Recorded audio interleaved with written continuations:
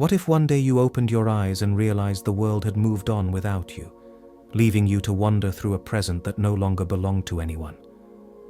Where do I even begin? I suppose the best place is with the alarm.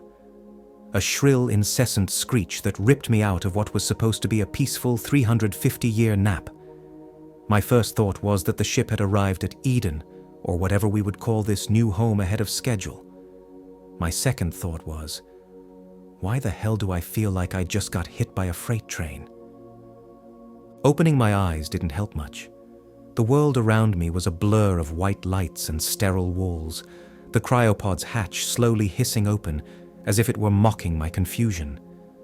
My body felt heavy, sluggish, like it hadn't moved in years, which, technically, it hadn't.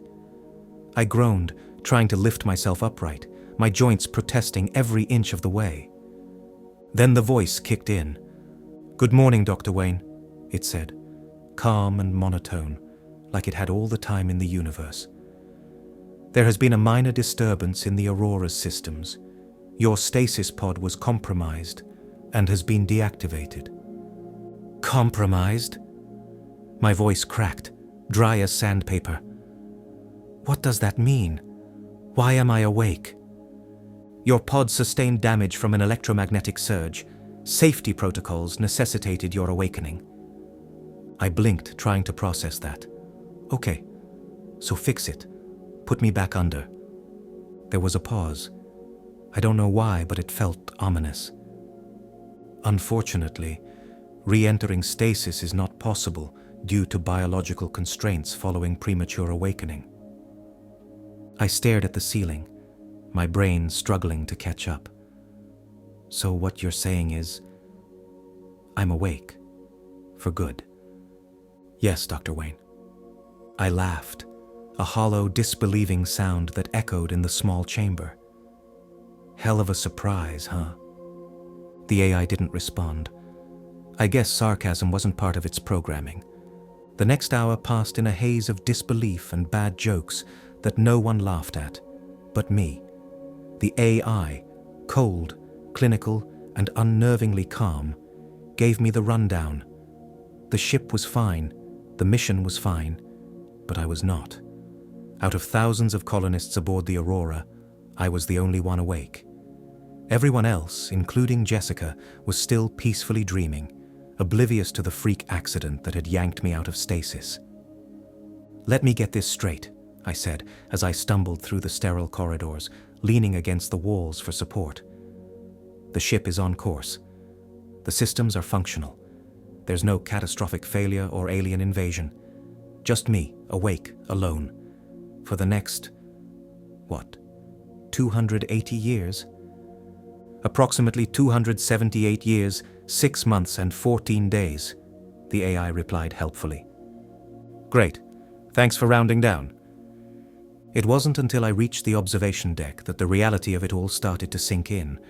The stars stretched out before me, an endless ocean of light and darkness. Sirius glowed faintly in the distance, the destination we'd been hurtling toward for decades. It should have been awe-inspiring. It should have filled me with a sense of purpose, of wonder. Instead, it felt like the universe was laughing at me. I slumped into one of the seats, staring out at the void. "So what now?" I asked, not expecting an answer. "Would you like a list of recommended maintenance tasks to ensure mission success?" the AI offered. I snorted. "Sure, why not? Gotta keep busy, right?" By the time I made it back to my quarters, the adrenaline had worn off, replaced by an exhaustion that was bone deep. I sat at the small desk, the blank surface staring back at me, and for the first time, I felt it. The crushing weight of time. Hundreds of years stretched out ahead of me, endless and unchanging. Everyone I loved, everyone I knew was out of reach, locked away in a dream I couldn't join. I don't know what made me do it, but I grabbed the small recorder from the desk and switched it on. "Jessica," I began, my voice rough and hesitant. "Where do I even begin? A freak disturbance woke me up. Just me. and now it's not possible to go back to stasis. Hell of a surprise, huh? I paused, staring at the recorder like it might talk back. Remember when we were boarding the ship, and we talked about all the surprises we'd face on Eden? New creatures, new weather, maybe even new colors in the sky? Turns out the biggest surprise isn't out there. It's me. I chuckled softly, the sound hollow in the empty room. I don't even know if I'll send this to you. Maybe it's just for me. Maybe I just need to talk to you, even if you're not here to listen. Either way, I'll keep recording. If nothing else, you'll have something to laugh at when you wake up. So, here's to surprises. I clicked the recorder off and leaned back, staring at the ceiling. The AI's faint hum filled the silence, a sound that would soon become my only constant companion. Here's to surprises, I muttered, closing my eyes. The next day started with an ache in my legs and a hollowness I couldn't shake. I suppose it was the kind of ache that comes from realizing your life is no longer your own. The AI's voice greeted me as I shuffled out of bed. "Good morning, Dr. Wayne. Would you like a status report?" "Let me guess," I muttered, rubbing my eyes. "Everything's fine, except me." "Correct. All systems are functioning within optimal parameters." I snorted, my lips curling into a humorless smile. "Glad to hear it." The day unfolded in silence, punctuated only by the sound of my own footsteps as I wandered the endless corridors of the Aurora. The ship was massive, a marvel of engineering, built to house thousands of colonists and everything they'd need to build a new life on Eden. But without the people, without the purpose, it felt hollow, like walking through a ghost town in space. I passed rows of cryopods, their faint hums blending into the ship's background noise. Each one held someone: doctors, engineers, farmers, children, all frozen in time, their faces peaceful, untouched by the years that would pass before they reached Eden. And then I stopped. "AI," I said, my voice cutting through the stillness. "Where's Jessica's pod?" There was a pause. Cryopod 14B7, approximately 72 meters ahead, on your left. I found her pod in a matter of minutes. Her name was etched into the metal plate above the glass. Jessica Wayne. My breath caught as I stared through the translucent surface. There she was. Her dark hair fanned out around her face, her features soft and serene, as if she were simply sleeping. For a long time I just stood there, my hand resting lightly on the glass. "Hey," I murmured, my voice barely audible. "Guess I found you." The hum of the pod was the only response. I sat down, cross-legged on the floor, leaning back against the cold metal frame. My gaze never left her face. "You know, when we signed up for this, I thought we'd be together the whole way," I said, my voice carrying an edge of dry humor. "Sharing rations, arguing over who gets the window seat. You always hated flying, but you signed up anyway. Said it was worth it to see Eden." I laughed softly, shaking my head. God, I hope it is. The silence that followed wasn't oppressive. It was heavy, weighted with things I couldn't say aloud. I leaned my head back, staring at the ceiling. "I'll keep an eye on things, okay? Keep the ship running, keep you safe. You just rest. You'll see Eden. I'll make sure of it." I don't know how long I stayed there, but when I finally stood, my legs ached. I pressed my hand to the glass one last time, then turned and walked away, my footsteps echoing in the cavernous bay. Back in my quarters, I sat at the desk, the small recorder in front of me. The blank lens of the camera stared back, unblinking. "Year 1, I said, my voice cracking slightly. "Day 2, I guess. Not sure how to keep track of time up here. Jessica, I saw you today. Your pod's in perfect shape. You're still beautiful. You always were. I paused, rubbing my hands over my face. I don't know why I'm doing this. Maybe just to hear my own voice. Or maybe it's for you. I like to think you'll listen to this one day. I like to think you'll know I kept my promise. Another pause. My hand hovered over the stop button. I'll keep recording, I said finally. If nothing else, you'll have something to laugh at when you wake up. I clicked the recorder off, leaned back in my chair, and stared at the ceiling. The stars outside the viewport twinkled faintly, distant and unreachable. Here's to keeping promises, I muttered, closing my eyes. The days began to blur together. Wake up, eat, maintenance, stare at the stars, record, sleep, repeat. Routine is a strange thing. It doesn't stop the loneliness, but it keeps it at bay, like a thin sheet of glass between you and the void. You can see it, feel it pressing against you, but it can't quite reach. I sat at the table, peeling the corner off another vacuum-sealed meal pack. The food was as bland as the day before, and the day before that. The AI's voice broke the silence. Dr. Wayne, would you like me to summarize today's ship diagnostics? Sure, I muttered, poking at a pale chunk of something vaguely resembling chicken. Hit me with the excitement. All systems are functioning within optimal parameters. I rolled my eyes. Riveting. There was a pause. Then, unexpectedly, would you like me to share a philosophical perspective on existence? That made me stop. I looked up, raising an eyebrow at the invisible voice. Since when are you into philosophy? I have reviewed numerous works on the subject as part of my behavioral adaptation programming. Behavioral adaptation programming, I repeated, smirking. You're trying to be relatable, aren't you? Correct, I laughed. A short, surprised sound. All right, let's hear it. Enlighten me, O wise AI. Jean-Paul Sartre wrote, "Life has no meaning unless we give it one. It is not the universe that creates meaning. It is we who create it." I chewed my food slowly, thinking, that's not bad. What else you got? It is not length of life, but depth of life, by Ralph Waldo Emerson. And Marcus Aurelius said, what we do in life echoes in eternity. I set the fork down, leaning back in my chair. Eternity, I murmured, staring out at the stars.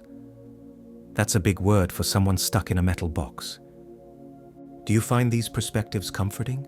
The AI asked. I thought about it for a long moment, the quiet hum of the ship filling the air. I don't know. Maybe.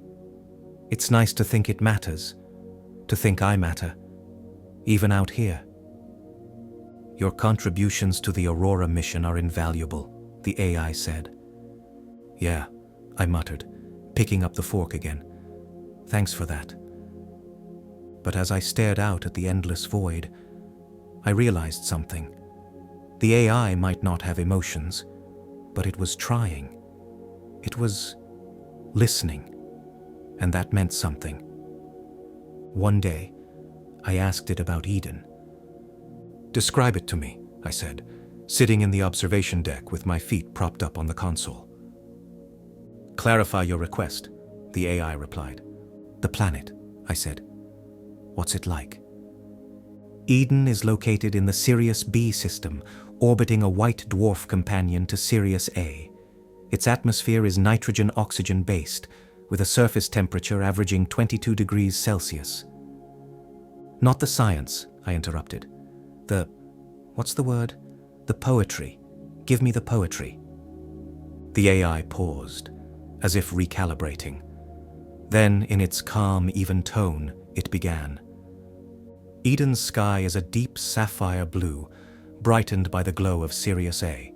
Its oceans are aquamarine, teeming with microorganisms that give the water a shimmering quality. Vegetation spans a range of hues, from green to iridescent blue, as photosynthetic organisms adapted to Sirius's spectrum dominate its ecosystem. I closed my eyes, letting the words wash over me. "Sounds beautiful," I murmured. "There are also bioluminescent plants that illuminate the forests during twilight, creating a landscape of shifting light." "Bioluminescent plants," I repeated, smiling faintly. "Jessica would love that." The AI fell silent, and for a while I just sat there, imagining a world I'd never see. In one of my recordings, I found myself staring at the camera lens for longer than usual. My reflection stared back, older, grayer, with lines carved deep into my face. I chuckled softly, shaking my head. "Year 25, I said, gesturing to my face. "Day? I don't even know. Let's call it Wednesday. And would you look at this? I don't look half bad for a 50-year-old, huh?" I leaned back in the chair, my smile fading slightly. "It's funny. You think you'll have all the time in the world, but then time keeps going, whether you want it to or not." I paused, running a hand through my hair. "Jessica, I hope when you wake up you don't remember me like this. I hope you remember me the way I was when we left, still thinking I had the whole galaxy ahead of me." For a moment, I thought about stopping the recording, but I didn't. I clicked the button, leaned closer, and added one last thing. "Anyway, I'll keep recording. Can't promise I'll get prettier, though." The aurora was quiet, as always. You'd think, after all these years, I'd get used to it. The silence, the hum of the ship, the endless rhythm of routine. But some days, the silence felt louder than anything. I was in the middle of running diagnostics when the AI's voice broke through my thoughts. "Dr. Wayne, I have an update of potential interest. Unless it's about pizza delivery finally reaching deep space, I don't want to hear it," I muttered, typing another command into the console. "Your sarcasm has been noted. However, I believe this update may be relevant to your interests. The aurora is currently passing within 1 light-year of Voyager 1's trajectory." My hands froze on the console. I turned, staring at the blank, glowing panel as if it could somehow show me the probe. "Voyager 1, I said, my voice soft. "The old space probe." "Correct. Launched by NASA in 1977, Voyager 1 is the farthest human-made object from Earth. It is approximately 14.8 billion miles from its origin." I let out a slow breath, sinking into the nearest chair. 14 billion miles, I murmured. "And we called that a leap back then." "Voyager 1 carries the golden record," the AI continued. "A representation of humanity's culture and diversity, including greetings in 55 languages, music, and encoded data identifying Earth's location in the Milky Way galaxy." I leaned back, staring at the ceiling. "You know, when I was a kid, I used to think Voyager was kind of sad. This tiny little thing so far from home, just drifting." I closed my eyes, letting the hum of the ship fill the silence. But now I think it's beautiful. It's still out there, still carrying our voices, our music. Even in the void, it's saying, "We were here." The AI paused, then spoke in a tone that almost sounded contemplative. "Do you feel the same about your recordings?" My eyes opened, blinking against the soft light of the ship. "What do you mean?" "Your recordings to Jessica," the AI clarified. "Are they intended as a message for her, or as a message to the void?" I laughed softly, shaking my head. "I don't know. Maybe both. Maybe they're just for me." "Voyager 1's golden record was also created for an audience that may never exist," the AI said. "Yet it continues to transmit humanity's legacy." I stared out at the viewport, Sirius glowing faintly in the distance. You know, for something that doesn't feel, you've got a knack for saying the right thing. Thank you, the AI replied. I have been adapting my programming to better align with human behavioral patterns. I smiled faintly, my voice quiet. Well, keep it up. You're doing all right. Later that night, I sat at my desk, the recorder in my hand. I clicked it on, staring into the lens. Year 40, day. I don't even care anymore. Jessica, did you know we passed Voyager 1 today? That old space probe NASA sent out before we were even born? It's still out there, just drifting. I paused, a soft smile tugging at my lips. It's carrying this record, music, greetings, pictures of Earth, like a message in a bottle, tossed into the stars. I wonder what you'd think of it. You'd probably call it romantic. Me? I think it's human. We always want someone to know we were here, don't we? My smile faded slightly, my voice softening. That's what this is, isn't it? These recordings, my own little golden record. Maybe you'll listen to them one day. Maybe you won't. But at least they're out there. At least, I'm out there. I clicked off the recorder and sat back, staring out at the stars. The silence wasn't as heavy tonight. For the first time in years, it felt lighter. It's funny how your body can tell you when the end is near. It starts with the little things, your hands shaking more than usual, your legs feeling heavier with every step. You tell yourself it's just another bad day, but deep down, you know. I sat at the desk, staring into the recorder. My reflection stared back, old and worn, but still me. I smiled faintly, tapping the lens with one finger. Year 70, I began, my voice soft and raspy. Day, who cares? Jessica, if you're hearing this, then it means you're awake. And I'm not. I paused, running a hand through what little hair I had left. I wanted to say goodbye.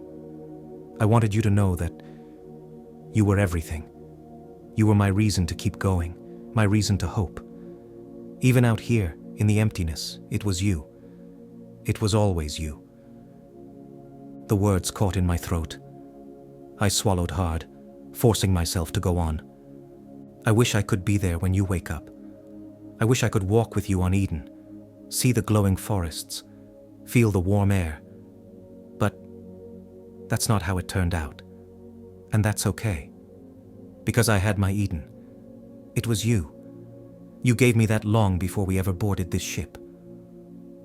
I leaned closer to the camera, my hands trembling. Promise me something, Jess. Don't live in the past. Live for us. Build the life we dreamed of. Make it beautiful. Make it count. For a moment, I just sat there, the silence pressing in. Then, with a small, bittersweet smile, I whispered, somewhere in the stars, I'll always be with you.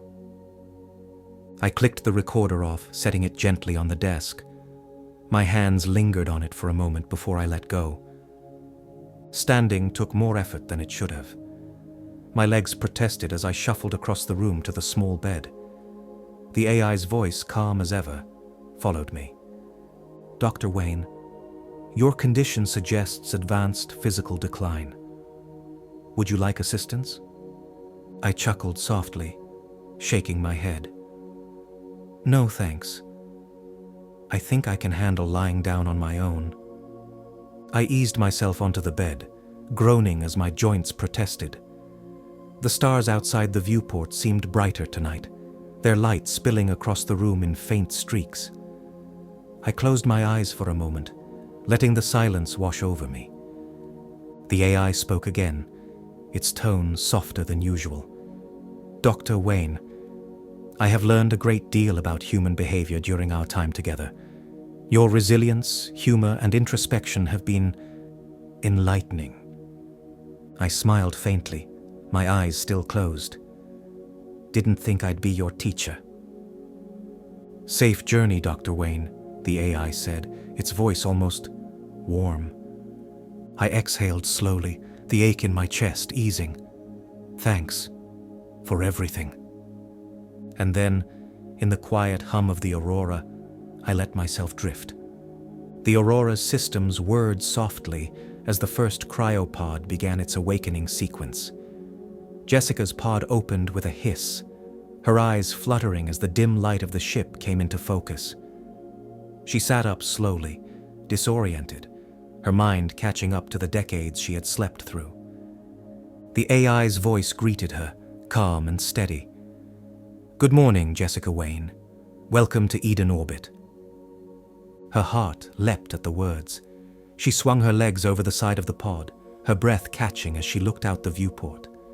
The planet hung there, vast and beautiful, its sapphire oceans shimmering in the light of Sirius. But then she saw the desk. The recorder sat there waiting. Her hands trembled as she picked it up, her thumb hovering over the playback button. She pressed it, and his voice filled the room, older but unmistakably his. "Jessica," he began, his tone soft and steady. "Where do I even begin?" Jessica in the cryo bay, her tears silent as she listens to his words. The aurora orbits Eden, the planet glowing like a promise fulfilled. Somewhere in the stars, Alexander's legacy lingers, his words, his love, his humanity. And in the hearts of those who hear his story, he remains.